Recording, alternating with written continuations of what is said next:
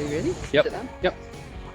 Hola. Hola. Buenos dias. Buenos dias. It's Aussie-Travellers here again. And it's been a really early morning. It certainly has been. Today we're off to Yaxchilan, which is on the Guatemala Guatemala. border, not Belize. the Guatemala and Mexican border. It's a set of ruins that we, on the way in the bus, we left at 5:30 this morning, and then we've got a bit further to go before we get to La Frontera, which is a border crossing, and then we jump in a boat, apparently for an hour, and we head upriver to Yaxchilan. Woo! Vamos! Vamos! Included in the price of the tour was breakfast and also lunch. Lucky there was breakfast with lots of coffee, because that time of the morning we really needed it. What do you got? Eggs with ham, black beans with queso, a bit of rice, and a cooked banana. Nice. And a bit of bread roll, which probably won't eat. Early And breakfast. coffee. Mucho muy importante. Vamos! Let's go.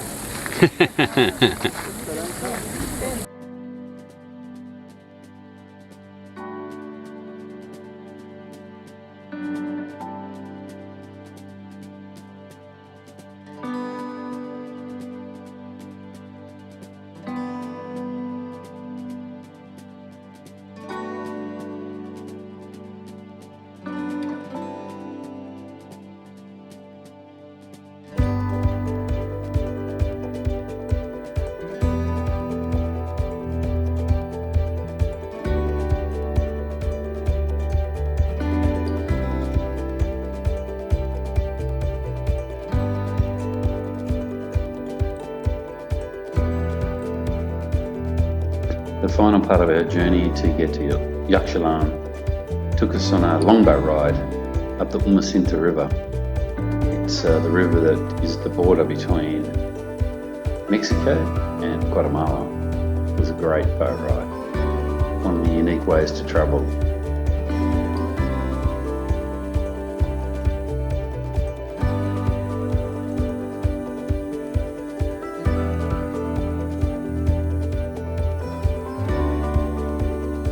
Yaxchilan is a fairly big site. When we did some research on it, they said they estimate there's 120 structures or buildings there. At this stage, they've unearthed about 20% of that, but it's still quite a large site compared to some of the other archaeological ruins in Mexico.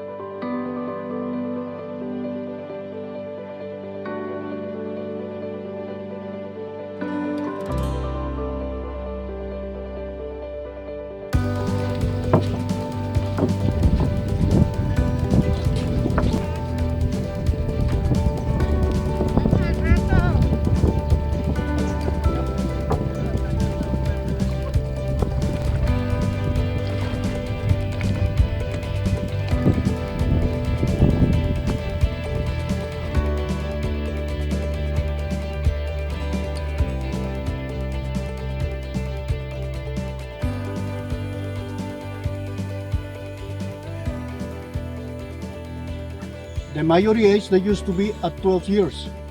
When they get 12 years, they start working. That's horrible. They don't live so much. We had also heard that because Yaxchilan is set in the jungle, that there was howler monkeys. So we've been to a couple of other Mayan sites or archaeological sites in Mexico and hadn't heard or seen howler monkeys. So we were really looking forward to hopefully seeing some and hearing them.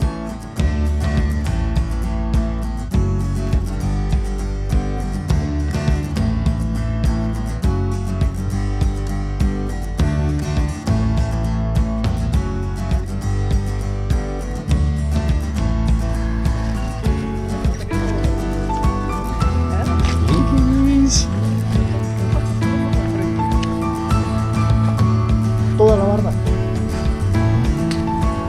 Todavía en el 2000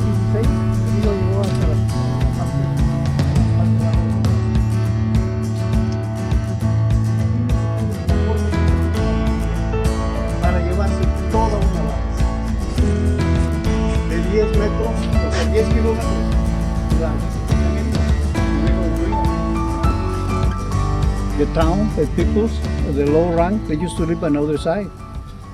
They was not so protected as them. 931 years, the river gets all the way to north. Now, in the 2007, by this time, 207, the river comes to that place, the second platform. In the 216, comes to the bottom of the tree. The river gets high, and all the water was a lot of power. Okay, now we go climb up.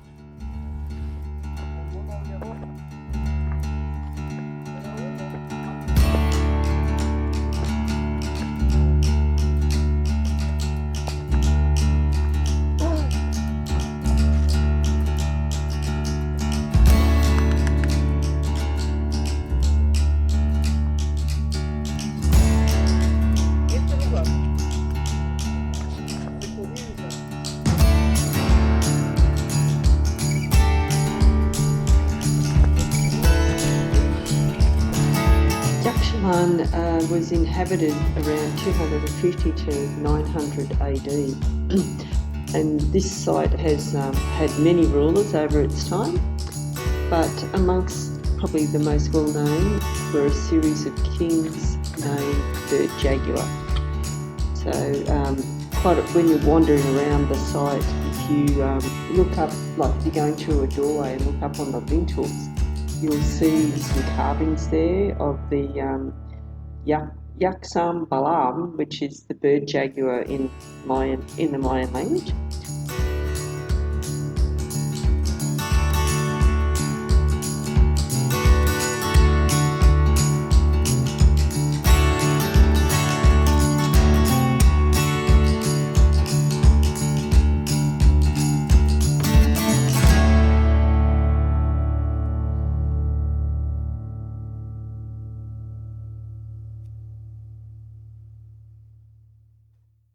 This is a temple of the shaman, who was the medicine man, the doctor, the astronomer, and the second man in power.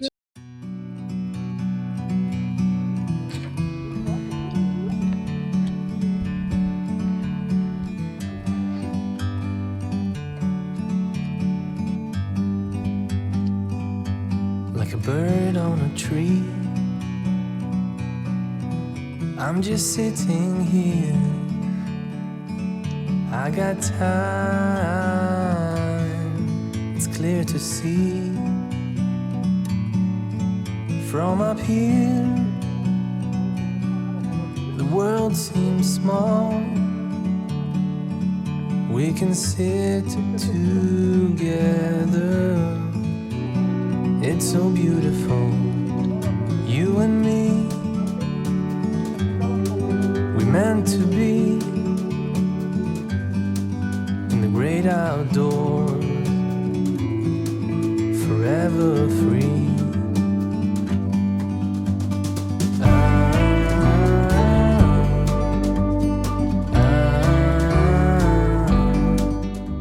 This is the Ceiba Tree, and it is a native or tropical tree native to North and South America and also Africa. It can go up to 70 metres in height, or I think that's about 230 feet, and it had an important symbolic meaning to the ancient Mayan. It's basically the tree of life, or the first tree. You and me were meant to be in the great outdoors, forever free. You and me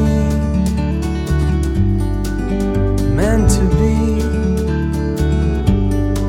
in the great outdoors,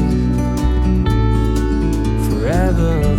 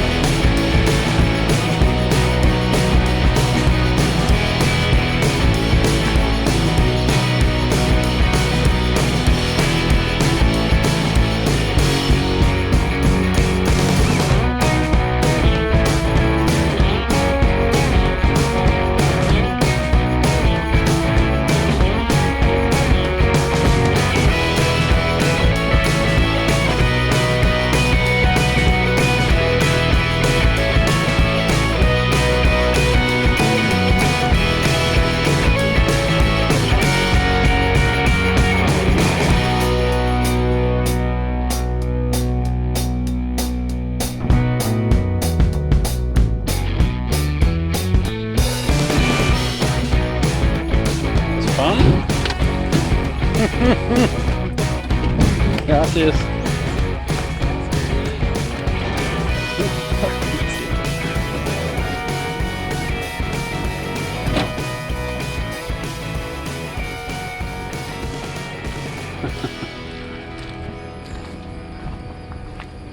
Número 11.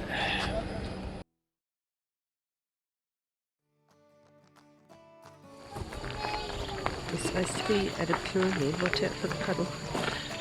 But it really does look like a hippie farm.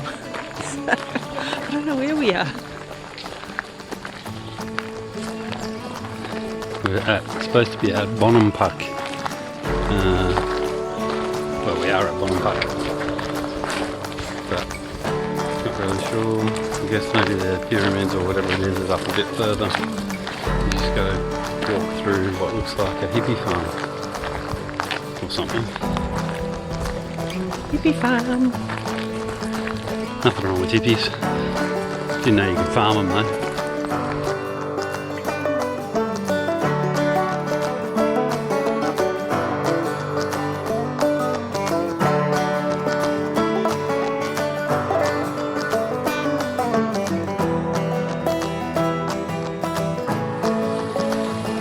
This is the first time we've walked across an airstrip to access ruins.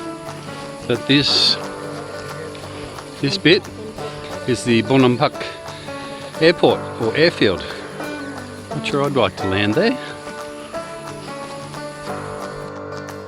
So about 30 kilometres from Yaxchilan is a smaller site called Bonampak.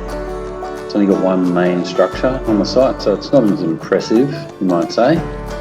However, it is amazing. The thing that's amazing about Bonampak is the murals. In the temple there's 3 main rooms, and the murals are some of the most vibrant colours that we have seen across any of the sites in Mexico. When you're looking at the murals, there's 3 different rooms, and the murals are best viewed in chronological order. Room number 1 of the murals seems to tell a story about dressing, dance, mummies, musical performances. Mural number 2 depicts the story of a lot of violence and conflict. A display which there's human skulls is very present. There's torture, killing and all sorts of stuff that really reflects a lot to do with warfare. And room number 3 has scenes of dance, with the observers doing blood-letting rituals. And it all sounds pretty gruesome. The murals are in excellent condition, so considering their age, it's quite easy to see the story that they're there to tell. They're very well protected too by the staff. You're not allowed to have any hats, any bags, any flash photography, any objects really, but that can stick out and as you're moving around could damage the murals. Only 3 people at a time are allowed in the room as well. So it's a great site, and as I said, the colour is incredibly vivid on these murals, and I can understand why they're so protective of this great archaeological site.